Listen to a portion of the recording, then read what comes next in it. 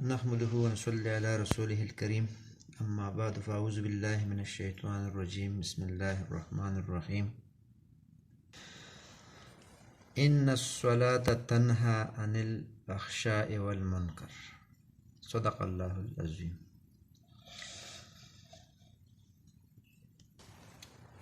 عزیز طلباء، آج ہم فرسٹ اسلامیات کے درس نمبر 8 کے سلسلے میں آپ کے سامنے حاضر خدمت ہیں۔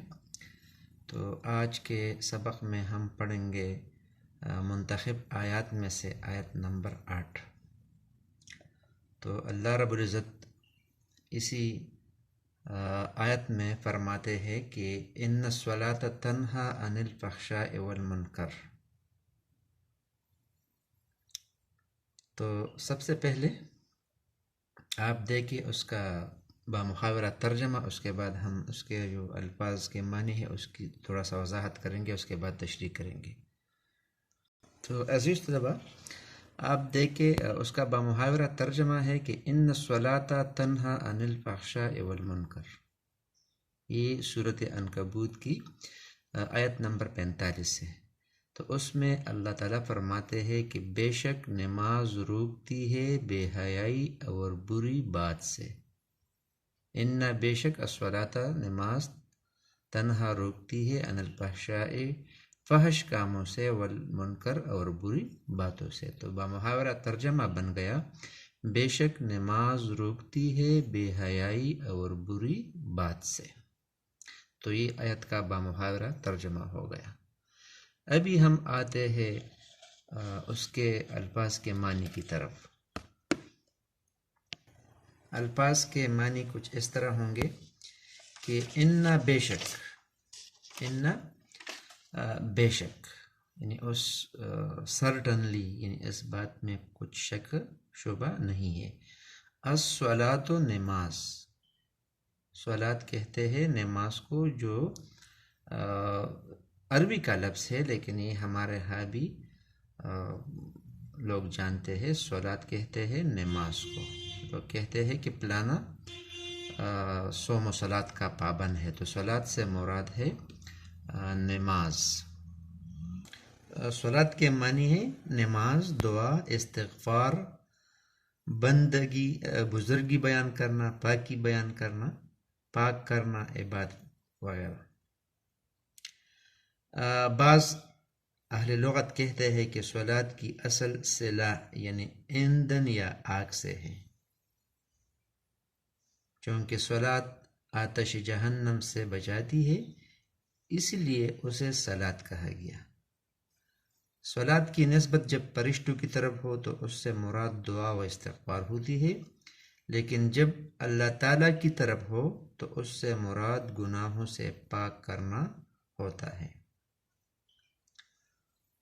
صلاۃ و نماز تنہا روکتی ہے، منع کرتی ہے، نہیں سے ہے۔ جس طرح ہم کہتے ہیں فعل امر اور فعل نہیں، نہیں میں کیا ہوتا ہے؟ منع کرتا ہے یا روکتی ہے۔ عن الفحشاء، عن الفحشاء بے حیائی سے۔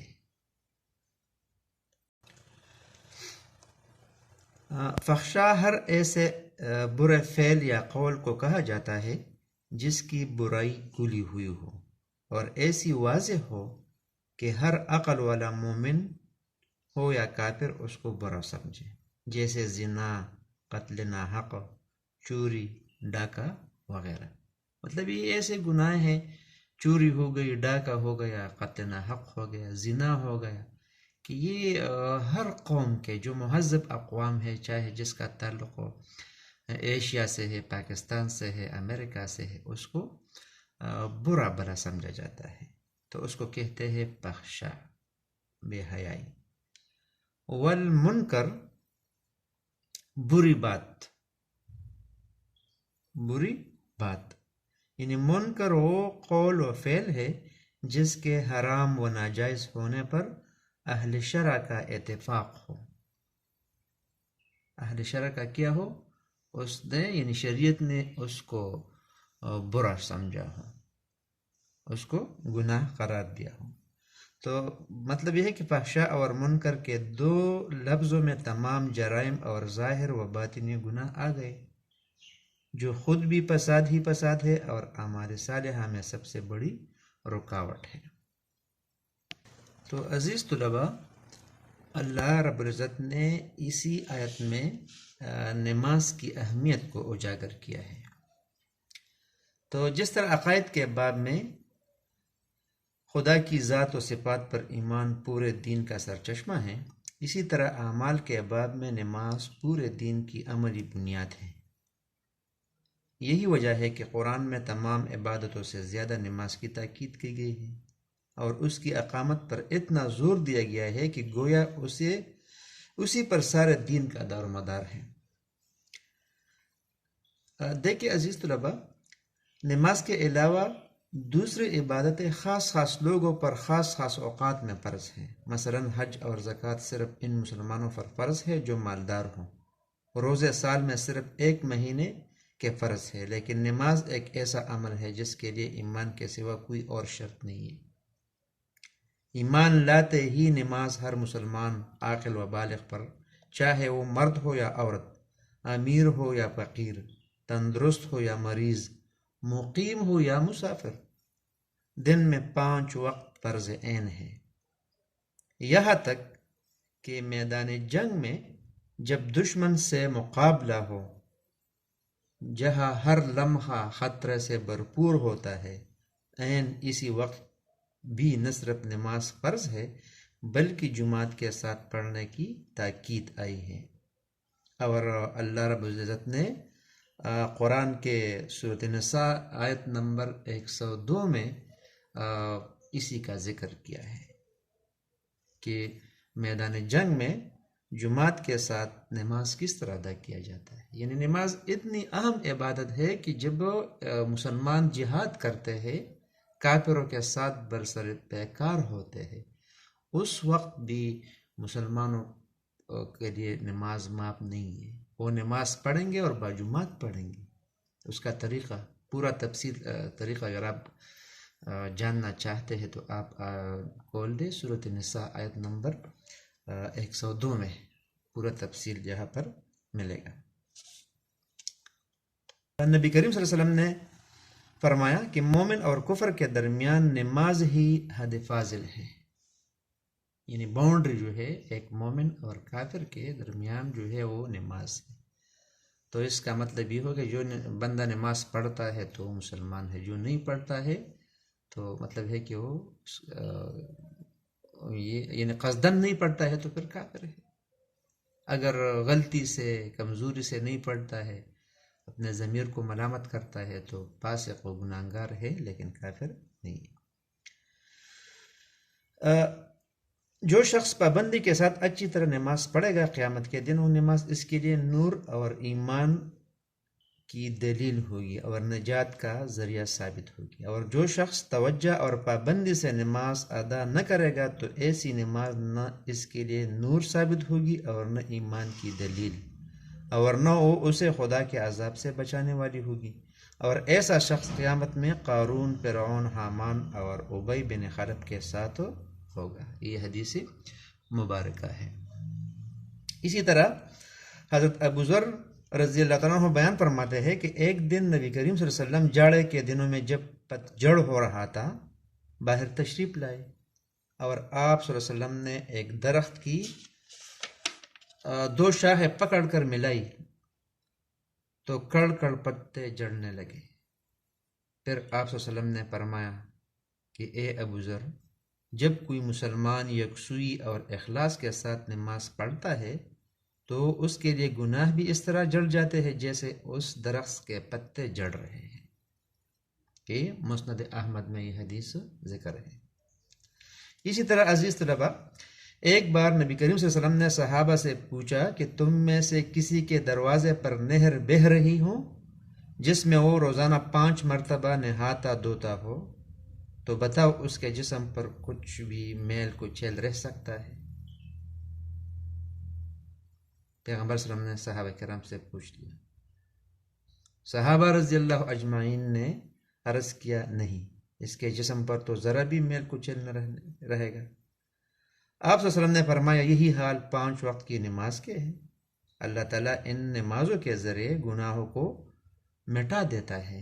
یہ حدیث بخاری میں ذکر ہے۔ عزیز طلباء، پیغمبر پاک صلی اللہ علیہ وسلم کے احادیث سے یہ حقیقت اچھی طرح واضح ہو جاتی ہے کہ نماز ایمان کی ایک لازمی علامت ہے۔ جہاں ایمان ہوگا وہاں لازماً نماز موجود ہوگی، اور جہاں نماز موجود ہے وہاں گویا پورا دین موجود ہے۔ اگر نماز ضائع ہو گئی تو پھر دین کی موجودگی کا تصور نہیں کیا جا سکتا۔ خلیفہ ثانی حضرت عمر رضی اللہ عنہ نے اپنے حکومت کے ذمہ داروں کو تحریری ہدایت دیتے ہوئے اسی حقیقت کی طرف متوجہ کیا ہے۔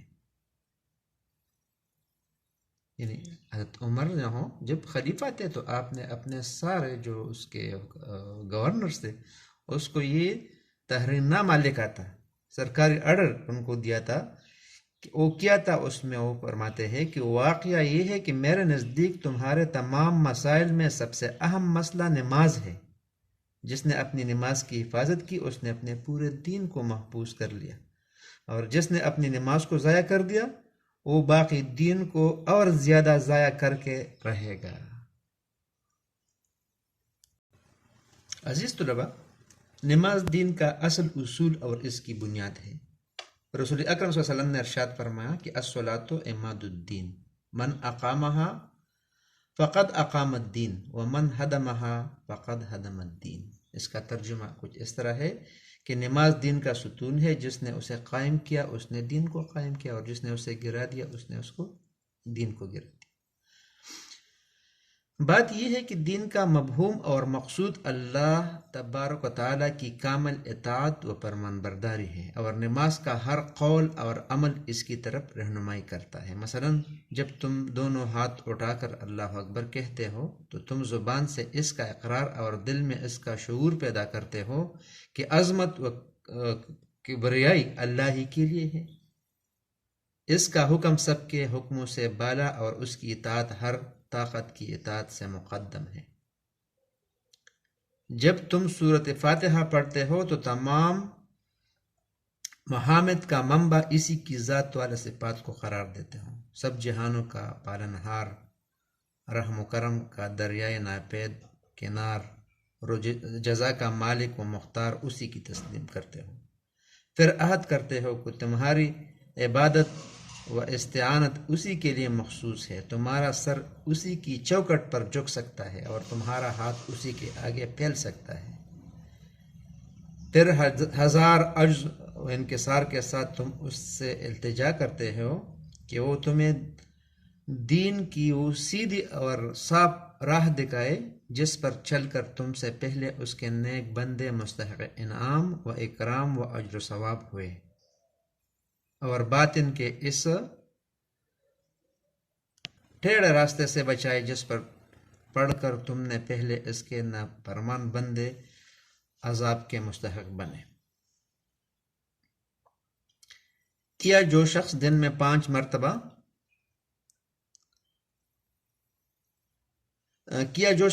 5 مرتبہ اس عبادت کو اس کی اصل حقیقت پر نظر رکھتے ہوئے ادا کرے وہ خداوند قدوس کے نافرمانی کر سکتا ہے،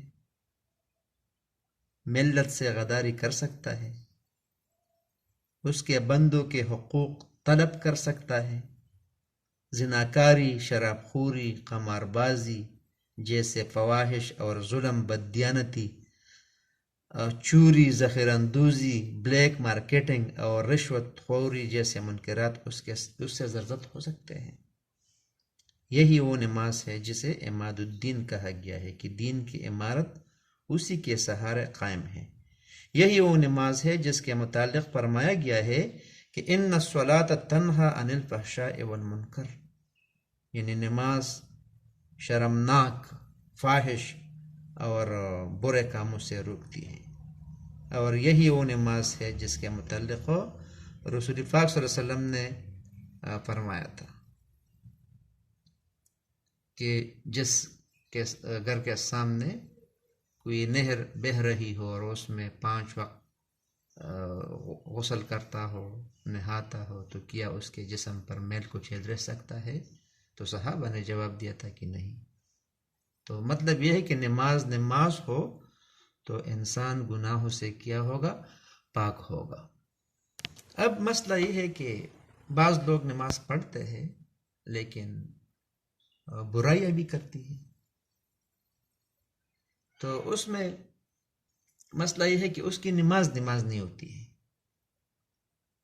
یعنی وہ جب نماز کے لیے کھڑا ہوتا ہے تو اس کے پیٹ میں حرام ہوتا ہے، وہ نماز کے الفاظ کو نہیں سمجھتا ہے، اس کے دل میں خشوع نہیں ہوتا ہے، اس کو نماز کا ترجمہ نہیں آتا ہے، تو اس لیے وہ نماز جو ہے اس کی نماز بے روح ہوتی ہے، اس کو اثر نہیں کرتی۔ اور اس طرح ایک حدیث میں بھی ہے کہ یعنی جس شخص کو اس کی نماز نے فحشاء اور منکر سے نہ روکا، اس کی نماز کچھ بھی نہیں ہے۔ اسی طرح ایک حدیث میں آتا ہے، رسول پاک صلی اللہ علیہ وسلم فرماتے ہیں کہ اس شخص کی نماز ہی نہیں جس نے اپنی نماز کی اطاعت نہ کی، اور نماز کی اطاعت یہی ہے کہ فحشاء اور منکر سے باز آ جائے۔